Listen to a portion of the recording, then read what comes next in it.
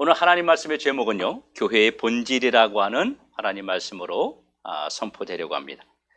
여러분, 오순절 성령 강림 이후에 그 뚜렷하게 눈에 보이는 변화가 있었다면 뭘까요? 제자들의 태도가 바뀌었다는 것입니다. 성령 강림 이전에 제자들은요, 아주 소극적이고 그리고 두려움에 떨었던 그런 사람들이었습니다. 예수님이 계실 때 그렇게 당당했던 제자들이 예수님이 십자가에 죽으시고 그 상황을 막 목도했던 그 많은 제자들은 주님을 버리고 도망가고, 때로는 자기의 직업을 찾아서 고기 잡으러 돌아가고, 어떤 제자는 사람들이 두려워서 집에 들어가서 문을 걸어 잠그고 숨어 있는 그런 모습들이었습니다. 그런데 그들이 주님의 부활과 함께 성령 강림이 이루어진 이후에 완전히 바뀌었어요. 순교자로 변했고요, 복음 전도자로 변했고요, 이 복음을 전하다 못해 목숨을 버리는 그런 지경에까지 이들이 강력한 자로 변하게 되었습니다. 그뿐 아니라 성령 강림 이후에 이들에게 이상한 그런 능력까지 생기게 되었어요. 이들이 성령 충만받고 난 뒤에 나타난 현상이 뭐냐면 방언이었습니다. 방언을 통해서 성령님의 특별한 그런 체험을 이들이 하게 되었어요. 이 사람들은 자기들의 말로 하는데 각 나라 사람들이 자기들 언어로 다 알아듣는 그런 이상한 일이 나타난 것입니다. 이들이 방언의 은사를 받고 난 후에는요, 하나님이 내 안에 계시는구나, 하나님이 지금 나를 사용하시고 계시는구나 라고 하는 영성을 가지게 되면서 예수 믿는 성도들 또한 두려움을 이기고 그리고 복음적인 삶을 살아가기 시작했어요. 그 중에 대표적인 한 사람이 베드로입니다. 사도행전 2장에 베드로가 설교할 때에 회개하고 구원받고 세례받은 사람들이 3,000명이나 되었다고 합니다. 정말 이들이 생각할 때 아주 놀라운 그런 기적과 같은 일이 일어났습니다. 베드로는요, 예수님이 잡히시던 밤에 나는 예수를 알지 못한다고 부인한 그 죄책감과 절망감과 허탈함에 바로 자기 직업인 어부로 돌아갔던 그런 사람입니다. 이랬던 베드로가 이렇게 사람들 앞에 당당하게 나서서 복음을 외칠 수 있는 사람으로 변화되었어요. 이게 언제부터 가능했냐면 성령 강림 이후에, 성령 충만함 입은 그 이후에 이들이 이런 현상이 일어났다는 것입니다. 또 하나 이들이 바뀐 게 있다면 뭐냐면 성령 강림 이후에 회당 중심, 성전 중심으로 모였던 그들의 모임이 새로운 모임으로 변화되었다고 하는 것입니다. 이들이 성령 강림 이후에 집에서 모였고 그리고 밖에서도 모였고 성전에서도 모임을 갖기 시작했습니다. 이전에 그들이 안식일에 하나님 앞에 드렸던 회당 모임과는 전혀 다른 새로운 모임의 형태가 만들어지기 시작한 거예요. 이 당시에 이들이 모일 때는요, 건물도 없습니다. 지정된 장소도 없습니다. 그런데도 새로운 모임 속에 새 역사들이 일어나기 시작했는데, 이들이 모일 때마다 떡도 떼고 함께 기도하고 함께 찬송하고 함께 구제하는 이런 일들이 막 일어나기 시작한 거예요. 예전에는 없었던 일입니다. 예전에는 경험하지 못했던 일들이 성령 강림 이후에 이들의 마음에 감동을 받아서 이런 모임들이 자발적으로 일어나기 시작했어요. 오늘 본문 47절에 보면 하나님이 찬미하며 또 온 백성에게 친송을 받으니 주께서 구원받는 사람을 날마다 더하게 하시니라. 초대교회 성도들이 이런 모임을 시작했는데 하나님이 이 모임을 주목하시고 그 모임에 주님이 날마다 찾아오셨어요. 여러분, 날마다 찾아오셨다는 말은 뭐냐면 이들이 날마다 모였다는 말입니다.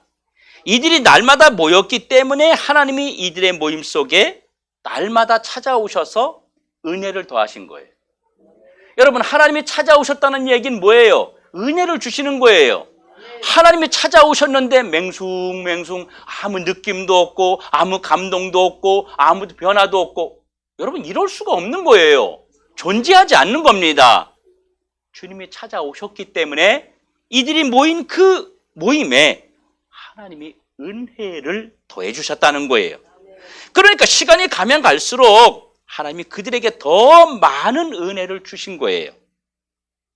그러면 도대체 이 모임이 어떤 모임이었길래 이들이 모였고 하나님이 그 모임 속에 은혜를 더해 주셨고 또 그 모임에 주신 은혜는 도대체 어떤 은혜였을까 하는 것입니다. 여러분, 주께서 날마다 더하는 은혜를 부어주신 곳이 어디일까요? 그렇죠, 바로 교회입니다. 예수님은 몸과 마음이 하나 되어서 모이기를 힘쓰는 교회마다 날마다 더하는 은혜를 주셨던 것입니다. 교회는 여러분 은혜 받는 장소예요. 두세 사람이 모이면 그게 뭐라고요? 교회예요. 그래서 교회는 은혜 받는 장소가 되는 거예요. 교회는 주께서 날마다 역사하시는 장소가 되는 거예요. 모이는 교회, 하나 된 교회 안에서 주께서 기적을, 이적을 행하셨습니다. 여러분, 사실 초대교회 그 성도들이 모임을 가질 때는요, 신약 성경이 존재하지 않았어요. 구약 성경만 존재했습니다. 구약 성경에는요, 교회라는 단어가 없어요. 신약 성경이 언제 우리 손에 주어졌냐면 AD 380년경에 우리 손에 주어졌어요. 나중에 바울이 예루살렘을 중심으로 교회를 중심으로 이 많은 모임들이 만들어졌는데 그것을 뭐라고 정의했냐면 교회다라고 정의했던 거예요. 그때 정의했어요. 이 교회 속에 날마다 더하는 은혜를 주셨단 말입니다. 그런데 도대체 이들이 모였던 이 교회가 도대체 뭘 했길래 주님이 그 모임을 주목하셨고 주님이 그 모임 속에 날마다 더하는 은혜를 주셨느냐 하는 거예요. 바로 하나님이 그런 모임 속에 날마다 더하는 은혜를 주신 그 이유가 뭐냐면 바로 이들이 교회의 본질을 지켰기 때문입니다. 그러면 교회의 본질이 뭔지 궁금하지 않습니까? 교회의 본질이 뭔지 알아야 우리도 동일한 은혜를 받고 동일한 기적을 맛보지 않겠어요? 오늘 보면 46절에 날마다 마음을 같이 하여 라고 합니다. 그럼 마음을 같이 한다는 게 뭘까요? 이 여기서 말하는 마음을 같이 한다는 말은 딴소리 하는 사람이 없었다는 얘기예요. 이 딴소리 하는 말은 말과 행동이 일치했다는 것입니다. 이것이 교회의 본질이에요. 말과 행동이 일치하는 것. 여러분, 교회는 예수님의 그 마음을 중심으로 하나 되어서 복음 중심으로 움직일 때 하나님이 그 교회에 은혜를 더하시고 이 교회를 통해서 여러분 세상을 하나님이 바꾸십니다. 여러분, 교회가 본질을 지켜야 돼요. 교회가 본질을 바로 지키지 않으면 반드시 하나님께서 절대로 그 교회를 사용하지 않습니다. 본질을 지키는 교회는 어떤 어려움이 있다 할지라도 어떤 미약함이 있다 할지라도 반드시 사용하세요. 그래서 이 교회를 통해서 역사하신다는 사실을 믿으시기 바랍니다. 주님이 어디를 찾아오셨다고요? 교회. 교회는 여러분 건물을 찾아오신 것이 아닙니다. 멋들어지고 크고 웅장한 그런 교회를 찾아오신 것이 아닙니다. 지금 우리가 함께 예배드리고 있는 이 모임에 오셨다는 말이에요. 여러분, 한 분, 두 분이 모여서 열이 되고, 백이 되고, 천이 되고, 이 모임에 주님이 찾아오셨단 말이에요. 왜요? 왜? 이 모임에 참석한 한 분 한 분이 교회의 본질을 지켰기 때문입니다. 교회의 본질이 뭐라 그랬어요? 모인 자들이 마음을 같이 하고 모인 자들이 뜻을 같이 하여 오로지 예수 그리스도를 위하여 모든 것을 헌신하는 모임이 되었기 때문에 하나님이 그 모임에 은혜를 주셨기 때문입니다. 여러분, 교회는요, 정치 이야기하는 곳이 아닙니다. 교회는 경상도, 전라도, 충청도 이런 거 따지는 데가 아니고요. 가진 자, 안 가진 자를 구분하는 것도 아닙니다. 교회는 친목단체가 아니에요. 교회는요, 심심해서 아는 사람이 있으니까, 친구가 있으니까, 내 친한 사람이 다니니까 거기 따라가는 것이 아닙니다. 교회는 예수의 말을 하고 예수를 위해서 행동하고 예수를 위해서 마음을 같이 하는 곳이 바로 교회예요. 교회에서는요, 여러분, 일절 정치 얘기하면 안 됩니다. 개인적으로 어느 당을 지지하든 누구를 지지하든 뭐 있을 수 있어요. 뭐 그것까지 교회에서 막을 수는 없지요. 그러나 교회 모임에서는요, 무조건 말하면 안 됩니다. 절대 말하면 안 됩니다. 제가 잘 아는 교회가 지금도 그것 때문에 너무너무 어려움을 겪고 있어요. 그런 색을 드러내다 보니까 교회의 절반 이상이 전라도 사람들이, 대표기도 하시는 분이 정치적인 대표기도를 막 장로님들이 해댑니다. 이걸 초장에 막지 못했기 때문에 너무 많은 사람들이 거기에 물들어 있어서 막지를 못하는 현실이 돼 있어요. 그래서 정치적으로나 뭐 방향이 조금 저기한 설교 중에 얘기하면 설교 중에 일어나서 나가버립니다. 막. 이게 무슨 교회, 이건 교회의 본질을 벗어난 거예요.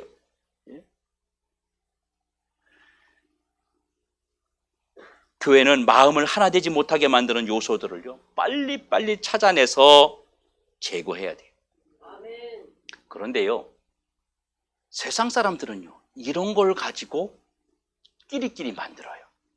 파당을 만들고, 어디야? 전라도야? 경상도야? 어디야? 어디 고등학교야? 어디 대학교야? 정치가 무슨 당이야? 막 이래가지고 막 뭔가를 끈을 만들고 연결고리를 만들고 막 끼리끼리를 만들어요. 그게 세상 방법이에요. 여러분, 세상에 나가보세요. 어떤 모임에 가보세요. 다 그러지 않습니까? 어디야? 몇 살이야? 막 이래가지고 딱 끼리끼리 연결고리를 일부러 만들어서 자꾸 자기들끼리만 모이려고 하는 거예요. 하지만 교회는 절대로 그러면 안 됩니다. 또 하나는 리더와 하나 되어야 돼요. 교회는. 여러분, 선장이 많으면 배가 어디로 간다 그랬어요? 산으로 간다 그랬어요. 그래서 제가 어릴 때 이런 장난을 쳤어요. 선장이 많아서 노아 방주가 산에 있었나 봐. 뭐 이런 농담을 우리가 하기도 했습니다. 여러분, 교회 리더는 한 명이에요. 예수 그리스도 중심이 된 교회는 리더가 하나일 수밖에 없습니다. 지도자를 중심으로 한 몸이 되어서, 한 마음이 되어서 교회가 리더 중심으로 하나 되어질 때 그 교회에 주님의 은혜가 더 임하는 줄로 믿으시기 바랍니다. 그리고 성도와 성도가 하나 되어야 돼요.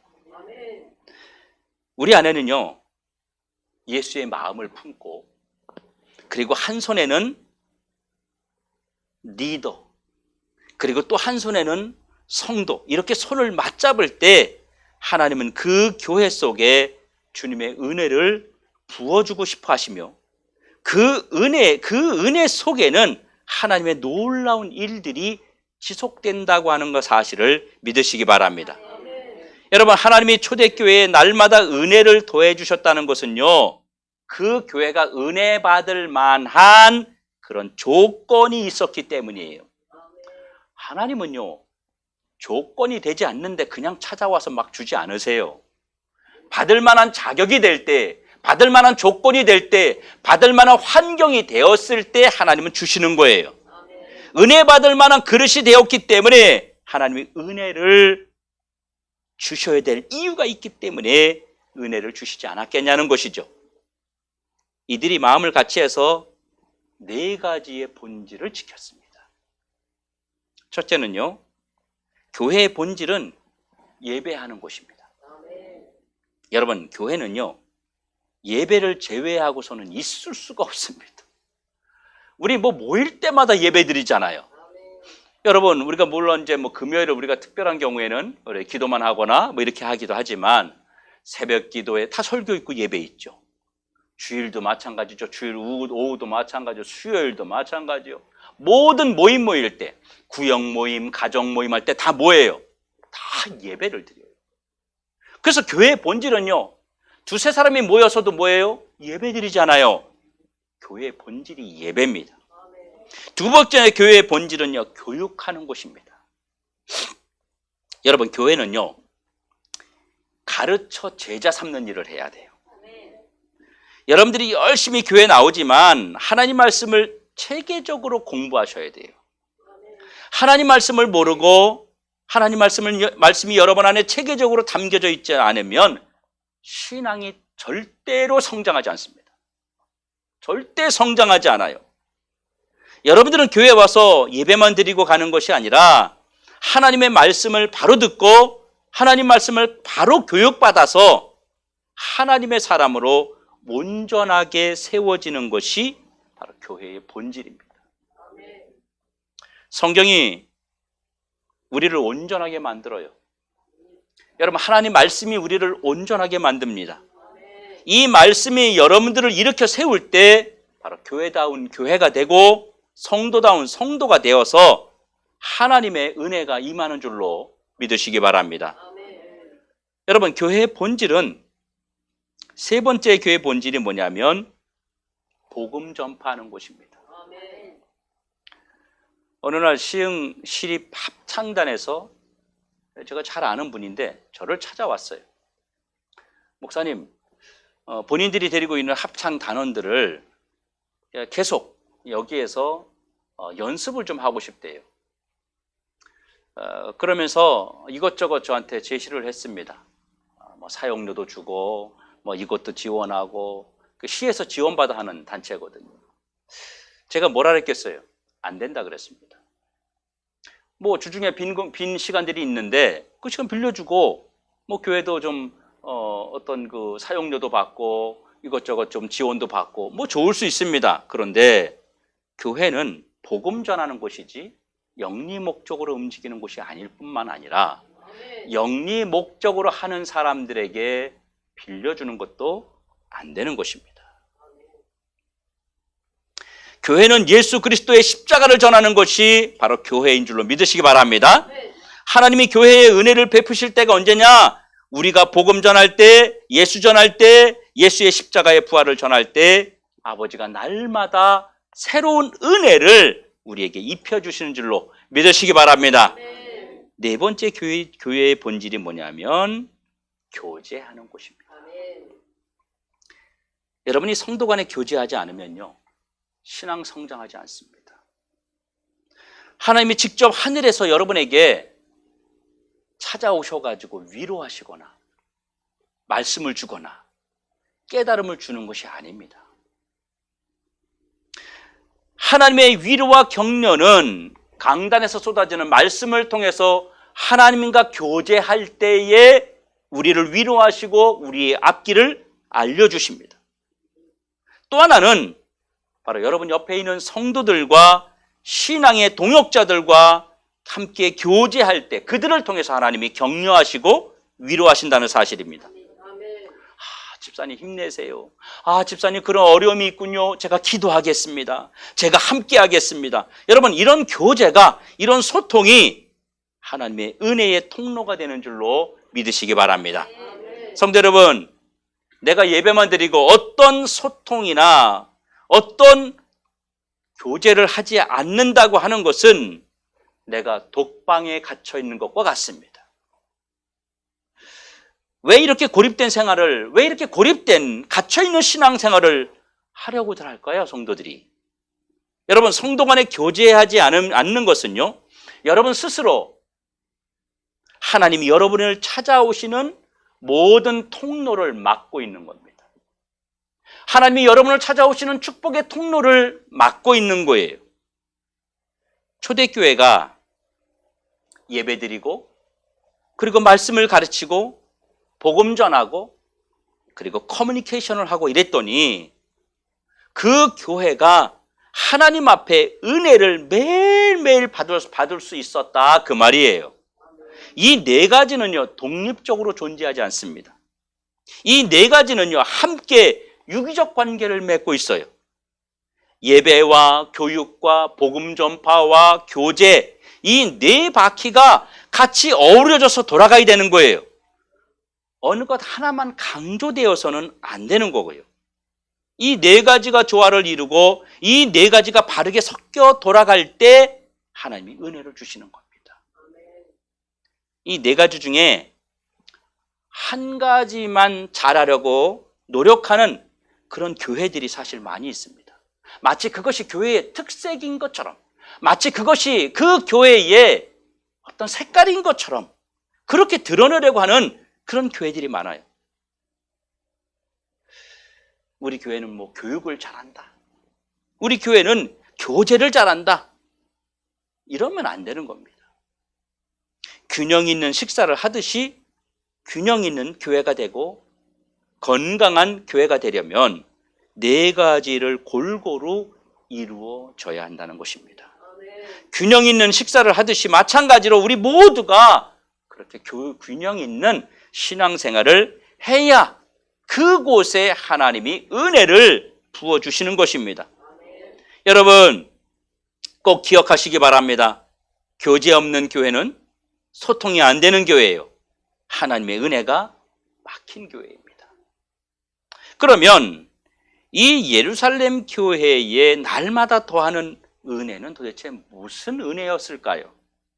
두 가지입니다. 하나는 구원받는 사람이 많아졌대요. 아멘. 결국 그 교회가 부흥했다는 얘기입니다. 아멘.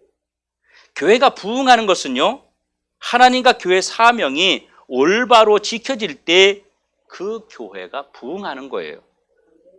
또 하나는 이렇게 구원받은 사람들이 날마다 많이 늘어난 것은 그 교회에 속한 각 개인들에게 하나님이 은혜를 주셨기 때문이에요. 쉽게 말하면 초대교회 때 모였던 그 성도들에게 기적이 일어난 거예요. 병도 고침받고, 기도 응답받고, 가정의 문제가 해결되고, 또 자녀들이 앞길이 열리고, 성령 충만한 일들이 일어났어요. 여러분, 여러분의 삶에 그런 일이 일어난다면 여러분 어떻겠어요? 교회에 오는 것이 재밌고 모이는 것이 즐겁고 예배 드리는 게 행복하고 막 기뻐서 계속 예배 안 드리면 왜 안 드려요? 예배 드려요 라고 하지 않겠어요? 그러니까 교회가 부흥할 수밖에 없는 거고 교회가 성장할 수밖에 없는 거예요. 여러분, 내적 외적 증거들이 교회 속에 많이 일어났습니다. 그러니까 당연히 교회는 부흥될 수밖에 없고 교회가 힘을 가질 수밖에 없었던 것입니다. 여러분, 우리 교회가 부흥하기 위해서는요, 이 원칙, 이 원리를 지켜야 되고 우리들이 교회의 본질을 반드시 지켜야 됩니다. 사랑하는 성도 여러분, 여러분 교회를 중요하게 생각하셔야 돼요. 동네에서 우리 교회가 물론 작고 뭐 큰 교회에 비하면 보잘것없는 그런 모습이지만 그러나 여러분, 하나님이 세운 교회를 중요하게 여기셔야 돼요. 우리 교회뿐만 아니라 주변에 작은, 우리보다 더 작은, 더 어려운, 더 빈약한 교회들을 볼 때도 가벼이 보고 우습게 보면 안 돼요. 교회를 중요하게 생각하셔야 돼요. 교회를 가볍게 여기는 것은 신앙에 문제가 생겼다는 얘기입니다. 교회에 대한 잘못된 시각을 가지고 있는 사람들이요, 교회 바깥에도 많이 있지만 교회 안 다니는 사람도 많이 있지만 교회 안에도 너무너무 많아요. 교회는 나오는데 교회에 대해서 삐딱하게 못마땅하게 여기고 교회 안으로 바짝 들어오지 못하고 뒷걸음치면서 신앙생활하는 사람들이 너무 많습니다. 우리가 교회 생활할 때 제일 중요하게 여기는 게 뭐냐면요, 여러분, 건전하고 정상적인 그런 교회와 비정상적인 교회를 먼저 구별할 줄 알아야 됩니다. 장로교회, 감리교회, 침례교회, 순복음교회 이렇게 붙어 있어서 겉으로 보면 정상적인 교회 같은데 실제로 그 교회 안에 예수님도 없고 복음도 없고 말씀도 없고 잘못된 성경을 해석하는 그런 지도자들이 이 땅에 너무 많다고 하는 사실입니다. 그리고 모임을 기피하면 문제가 생깁니다. 모임을 기피하니까 당연히 성도 간의 교제가 없고 각 기관의 소속감도 없어지게 되는 거예요. 그런데 중요한 건 뭐냐면 우리가 교제하지 않고 기관에 소속되어서 우리의 신앙을 움직이지 않으면 우리의 신앙이 성장하지 않는다는 것입니다. 여러분, 때로는 시험 들고요, 때로는 어려움도 겪고요, 때로는 정말 힘든 일들을 우리가 만나게 되지만 이렇게 함께 부딪혀가면서 우리가 신앙생활을 해야 되는 거예요. 그래야만이 여러분들이 강한 신앙인으로 성장하게 되는 겁니다. 오늘날 많은 사람들이 이거 싫어가지고 교제를 안 하잖아요. 모임에 참석 안 하잖아요. 그냥 이 교회 저 교회 그냥 예배만 드리면 되지 그러고 신앙생활 하는 거예요. 근데 그런 분들 신앙 성장하는 거 봤어요? 절대로 성장할 수 없습니다. 절대로 이루어질 수 없어요. 여러분, 비바람 맞고 또 강한 폭우를 만나면서 그 나무가 우뚝 서고 거목이 되는 거예요. 우리의 신앙이 단단해지고 성장하기 위해서는 그런 과정을 거치지 않으면 안 되는 것입니다. 그런가 하면 교회에 대한 부정적인 시각을 가지고 있는 분들이 있어요. 대표적인 그런 불만이 뭐냐면요, 사람들이 가지고 있는 대표적인 불만, 헌금에 대한 불만이에요. 쉽게 말하면 교회에 대한 오해를 하고 있다는 거예요. 교회 가면 헌금 내라고 한다는 거죠. 어떤 분 전도하다 보니까 자기들끼리 하는 얘기를 들었어요. 돈 없으면 교회 못 가. 이런 이야기들을 사람들이 하는 거예요. 교회에 돈 있어야 교회가. 여러분, 교회에 헌금을 드리면 목사가 가져갑니까? 아니에요, 여러분. 여러분, 주님을 위해서 온풍기 필요해요? 주님을 위해서 마이크가 필요합니까? 주님을 위해서 반주자가 필요하고, 주님을 위해서 여러분 의자가 필요하고, 주님을 위해서 이런 환경이 필요해요? 아니에요. 주님은 전혀 필요 없어요. 주님은 이런 에어컨 필요 없으세요. 온풍기 필요 없으세요. 누가 필요한 거예요? 여러분이 필요한 겁니다. 그냥 목소리 하는 것보다 마이크가 있어야 되겠고, 그냥 생으로 찬양 부르는 것보다는 반주기가 기계가 있어야 되겠고, 음향기가 있어야 되고, 조명이 있어야 되고, 더우니까 에어컨 필요하고, 추우니까 온풍기 필요하고, 좋은 의자에서 좀 편하게 예배드리면서 더 활발하게 더 힘있게 복음 전파하고 주님 사랑하고 이런 믿음의 생활을 하기 위해서 우리에게 필요한 거잖아요. 우리 솔직히 그렇지 않습니까, 여러분? 우리가 다 쓰는 거 아니에요? 그거 가지고 여러분 점심 식사도 하고 뭐도 하고 다 하는 거예요. 그래서 우리가 하나님 앞에 물질을 드리는 겁니다. 그거 드리면 하나님이 진짜 가져가요? 아니에요. 하나님의 자녀들, 하나님의 성도들, 하나님의 교회를 더 튼튼해서 그것을 가지고 더 많은 주의 일을, 더 넓게 주의 일을 할 수 있도록 하기 위해서 우리가 물질을 드리고 헌금을 드리는 겁니다. 제가 약 한 12년 전에 다른 교회 다니는 노총각 집사하고 지방에 차를 타고 내려간 적이 있었어요. 근데 이분이 뜬금없이 뭐라냐면, 목사님, 11조 하는 것이 성경적입니까? 라고 묻는 거예요. 그러면서 이분이 막 자기가 들은 이야기를, 유튜브에서 본 이야기를 막 설명을 하기 시작을 해요. 근데 이런 분의 특징이 있어요. 성경을 들이대고 이야기해도 안 믿는다는 거예요. 자기 것만 고집한다는 거예요. 한 20, 30분 떠든 것 같아, 이분이. 이런 분은 설명해도 소용없어요. 다 듣고 제가 뭐라 그랬냐면 이렇게 질문했습니다. 집사님, 11조를 드리는 것이, 하나님께 드리는 것이 옳고 옳지 않은 것을 이야기하기 전에 집사님 마음속에 11조 드리고 싶지 않은 마음이 있지요. 그러니까 얼굴 빨개지고 그 다음 말을 못 하더라고요. 그리고 내려갈 땐 그걸로 끝났어요. 올라올 때는 제가 이제 반대로 내가 설명을 해, 30분 동안. 목사님이 잘 들었습니다. 제가 양심적으로 고백합니다.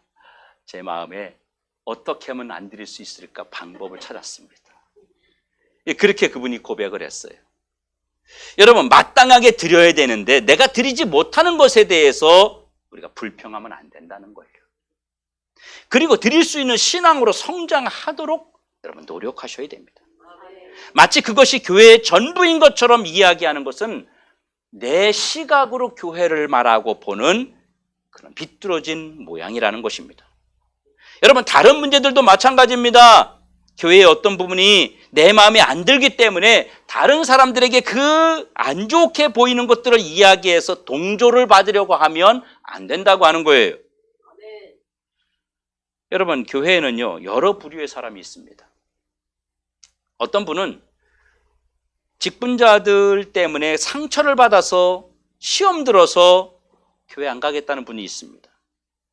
그래서 마치 교회가, 이 교회에 모여있는 직분자들이 다 이상한 사람처럼 취급하는 이런 시각도 고쳐야 됩니다.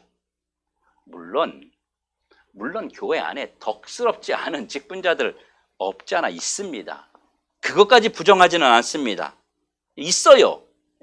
그러나 그것이 교회 전체인 모습으로 오해하는 것은 우리가 반드시 고쳐야 될 그런 시각이라고 하는 것입니다. 여러분, 하나님은 교회를 통해서 나와 세상을 바꾸십니다. 이거는 불변의 진리입니다. 하나님은 교회를 통해서 역사하세요. 하나님은 교회를 통해서 개인과 세상을 바꾸어 가십니다. 교회가 없이는 내가 변화되는 거, 그리고 세상이 바뀔 수 없다고 하는 것입니다. 여러분, 교회 없는 신앙생활은 불가능합니다. 그래서 반드시 바른 교회를 여러분 섬겨야 돼요. 바른 교회가 아닌 곳은요 교회가 아닌 교회예요. 바르지 않은 곳은요 교회가 아닌 거예요. 여러분, 하나님의 교회가 교회입니까? 교회 아닙니다. 여러분, 신천지가 교회예요? 그 교회 아니에요. 통일교회, 그럼 뭐 통일가정교회 교회입니까? 교회 아니에요. 여러분 분명히 기억하십시오. 교회의 본질은 그런 건물도 아니고, 교회의 본질은 어떤 사람이 중심이 되는 것도 아닙니다. 교회의 본질은 오직 예수님입니다. 교회는 예수님을 말하는 곳이에요. 교회는 예수님을 전하는 곳입니다. 교회는 예수가 머리 되고 예수가 전부인 곳이 교회예요. 교회에서는요 누구도 주인 되면 안 됩니다. 이 담임 목사도 주인이 되면 안 돼요. 우리 어릴 때 교회 주인이 목사님 같았잖아요. 목사님이 교회 주인 같지 않아요? 아닙니다. 여러분, 교회 주인은 예수님이에요. 그 예수님을 중심으로 모시고 있는 목사님이 그 성경을 가지고 나아갈 때에 그 지도자로 중심으로, 그 목사를 중심으로 여러분들이 하나 되어서 하나님의 일을 하는 곳이 교회입니다. 여러분, 주님은 우리가 교회에 모일 때 은혜를 주세요. 안 모이면요 은혜 안 주세요. 초대교회 성도들이 날마다 모였기 때문에 날마다 은혜를 주셨다고 말씀하셨습니다. 일주일에 한 번 모이면 한 번 은혜를 주세요. 한 달에 한 번 모이면 한 달에 한 번 은혜를 주시는 겁니다. 그래서 주님이 뭐라 그랬어요? 모이기를 힘쓰라 그러잖아요. 모이기를 패하는 어떤 이들처럼 하지 말라고 말씀하시잖아요. 왜요? 은혜를 주시고 싶어서. 하나님은 우리에게 날마다 더해 주시는 이 은혜를 통해서 교회를 부흥시킵니다. 이 은혜가 교회의 원동력입니다. 교회가 은혜를 받아야 돼요. 은혜를 받으려면 교회가 가지고 있는 그 4가지의 사명을 잘 이행하면 됩니다. 이걸 잘 이행하면요, 하나님은요 반드시 그 교회에 은혜를 주셔서 날마다 더하는 은혜를 주심으로 인해서 교회가 부흥될 수밖에 없고, 여러분이 은혜를 받으니까 여러분 삶에서 기적이 나타날 수밖에 없는 거예요. 많은 변화가 나타날 수밖에 없는 거예요. 여러분, 예배드리는 일, 복음 전하는 일, 그리고 교육하는 일, 교제하는 일을 통해서 교회가 부흥되기에 우리가 서로 노력해야만 합니다. 사랑하는 성도 여러분, 우리 교회가 이 지역에서 칭찬받는 교회가 되어 봅시다. 우리가 이 지역을 섬기고 이 지역에서 본이 되는 그런 교회가 됩시다. 이 지역의 사람들이 여러분의 삶을 보고 여러분들의 언어를 듣고 더드림교회를 바라보도록 해야 합니다. 이것이 우리 교회의 사명인 줄로 믿고 교회의 본질을 지켜서 우리가 행함으로 하나님이 주시는 은혜를 충만히 받아 누리는 우리 더드림의 모든 성도들 되시길 주의 이름으로 축원합니다.